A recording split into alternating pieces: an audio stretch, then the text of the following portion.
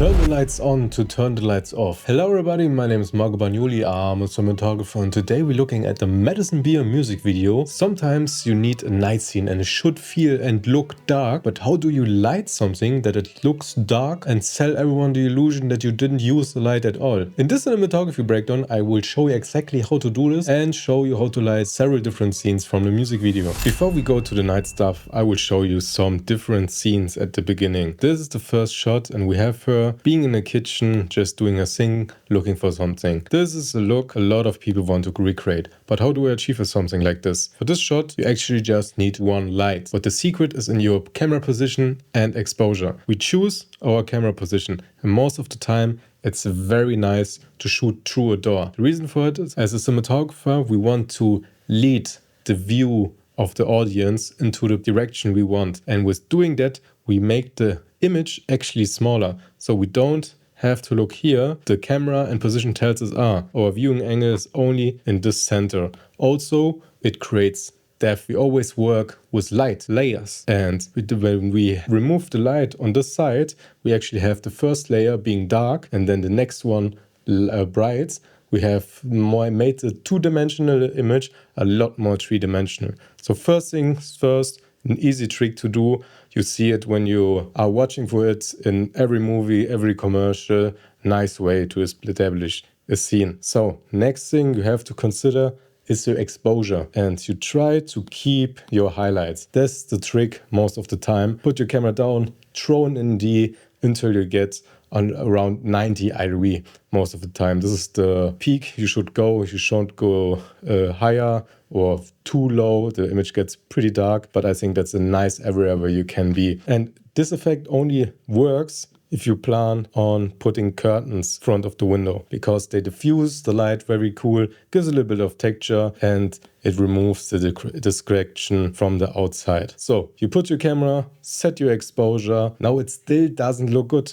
The next reason for it is you want to make everything else darker on this side. Otherwise, the exposure is pretty flat. And with only doing that, this light is still coming back at her. So the next thing you do is you put on some negative fill and throw it on every wall that are not be seen from the camera. And this removes the light spill back into her actor. We make this nice contrast. So right now we are at dark, bright, yeah, dark, bright. So that's like we order the layers of the image. But now she is a bit too dark, because I will tell you before, the shot before really shows nice sun from outside. So to get her a little bit of wrap, we can put a nice light here, some carpet light. Now there are a lot of, Godox have really nice ones, or Aladdin, just carpet light so that we have the space to hide the light in there and just give a hard light from the side. This one shouldn't feel very natural, but it feels natural because we think the light is just wrapping around her. So there's actually no reason why the light should come from here, because the windows are clear here, but just in our world reality of this scenery, it just feels like the light is coming in front of her and edging around her. The reason you should always or invest in more carpet lights is just space. But imagine you're a normal kid. Most people have something like a 600D, 300D and a 90, 150 light dome. And the setup looks most of the time like this. And they are not very narrow, these lights. So you always have to push everything away, and it just is hell to work with. So invest in nice carpet lights. It will save you a lot of time in your life. So this shot from a little bit earlier, and as you can see, we're going with a hard light, full frontal, in the face. Why does it still look good? The reason is context and feeling. You know a lot of girls on Instagram, they're doing that sunset feeling with the hot light, looking gorgeous while doing it. And this is practically the same effect. They go very frontal. It's basically just like beauty dish light you do on a photo shooting. There's a little bit of diffusion. Maybe it's a beauty dish even when you look at her eyes. We have a very narrow and small highlight, and this is what creates this nice mask. And also you can see you have this very specular highlights in her face, and that's also cool. You don't always want this perfect clean, no speculars. That looks boring. So we want to feel the sun, so the strong is very hitting her, so we want these reflections in her skin. That looks way more natural and much more friendly, I would say. This is always a cool image you can use in your cinematography. A lot of commercials uses the washing machine perspective. There's several ways we can do it. This is clearly CGI, as you can see. There are shoes going everywhere. We have this very fake chromatic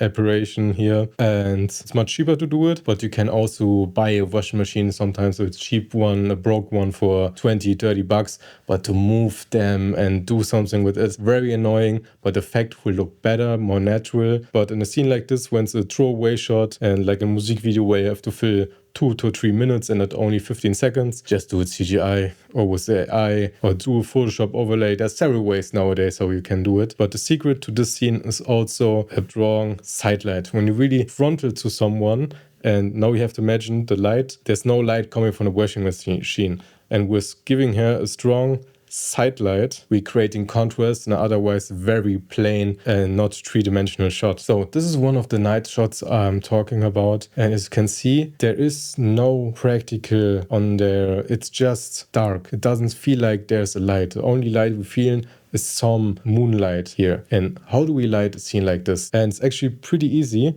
because the moon is nothing else than the sun. Just our brain thinks it has a different color. So what they've done here, you would just do your normal, okay, the light is coming from the outside, very low light, and then you can just drop a dark blue layer and put it over your image and then change the blending mode. So you get this very blue nighttime feeling. So when you think about it, the night is not blue. So it's all not gray. It actually looks pretty normal. What you feel is most of the time just the lights from traffic lights or cars or something like that. But because of years of movies, we associate night with blue. So this is the reason we light and color grade it this way. So you don't have to overthink it. And I think that's a pretty cool way, where sometimes directors say, normally you would put a practical on. Never mind that they're sleeping, because your Argue 8 looks much better with the light on. But they tell you, but it should feel like night. They should be sleeping, so no lights on. And this is a nice workaround to still get a nice look. Also, moonlight is pretty hard, so you don't have to go very, very soft. Then we have this scene from the outside, which is very cool.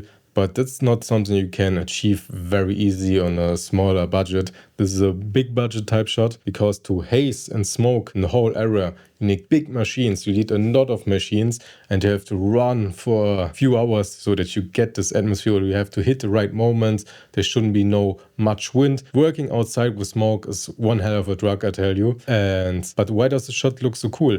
We still are on this very bluish color, so the white balance is I would dial in the white balance already pretty blue. So, and then to break the image a little bit, because you don't want always just a washed out blue image, and we want to keep the color contrast, so we put orange bulbs and lights, strong lights, into these houses right here, get a little bit of more wow. And to get the exposure on the smoke, you have to backlight it, and that means there's somewhere here in the sky, on a train, some big lights just blasting into this direction, very far away. So this is some big budget type shit, so that you can hear how it works or would create something similar, but it's very rare that you have the opportunity to do something like this. Also, what I really like about the shot is the vignette. We only actually look at this edge of the image, and the leading lines also go into this direction. And I think that's fine. Not always your whole image should have the same importance. And as you can see it, after I deleted the side, it's just actually on 2/3 of the image. So nice composition, leading lines. Then we have this really cool shot. We have all these cars in the background. And on the slides, you can really see the aesthetic and nature of the lens. There's this nice aberration of the light, of the glooming. And what we've done here is pretty simple. Just every car is there and puts their lights on. Sometimes they're too bright, too distracting. So you put ND over the headlights. Just throw them on there. Also, you can change colors. This is some trick you can do to make the shot even more special. But now we have to get a little bit of exposure here. And there's also several ways to do it at night. One thing is, like I said before, you throw on a crane and go very far away with big lights and just shoot it across the whole scene. But that doesn't look like that done here, because everything looks very evenly lit. So the other possibility is a big butterfly also on the crane above everything, and then just you shoot your light into this butterfly, and then you get a nice soft ambience across the area. Or